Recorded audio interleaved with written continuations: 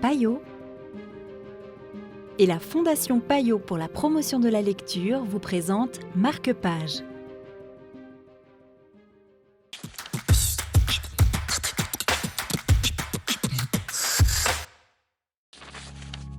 Bonjour et bienvenue dans Marque-Page. Aujourd'hui, Océane Bouchot de Payot Libraire ici à Genève nous présente La Reine aux yeux de lune de Wilfried Nsondé aux éditions Robert Laffont.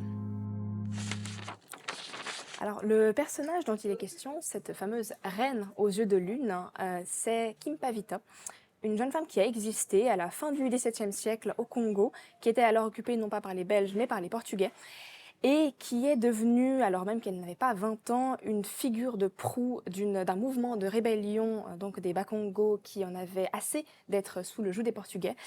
Et donc en fait, elle va assez curieusement faire une sorte de syncrétisme entre deux influences, entre l'influence vraiment plutôt traditionnelle qu'elle a eue de son éducation justement Bakongo et plutôt, on va dire, d'une mystique qu'on retrouve beaucoup dans l'atmosphère du livre, une mystique justement autour des esprits, et une éducation plus catholique.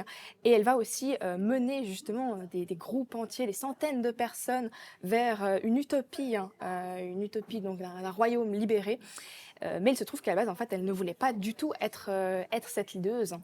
C'est un petit peu contre sa volonté, mais elle va endosser ce rôle-là.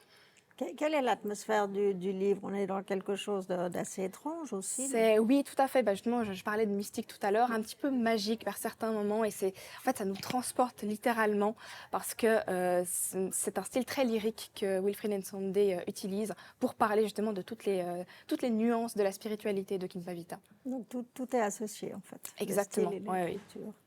Parfait, merci beaucoup. Je t'en prie.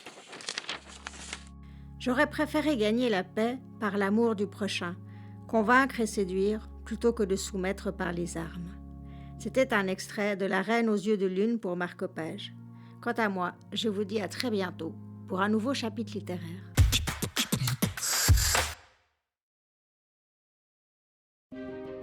Payot et la Fondation Payot pour la promotion de la lecture vous ont présenté Marque-Page.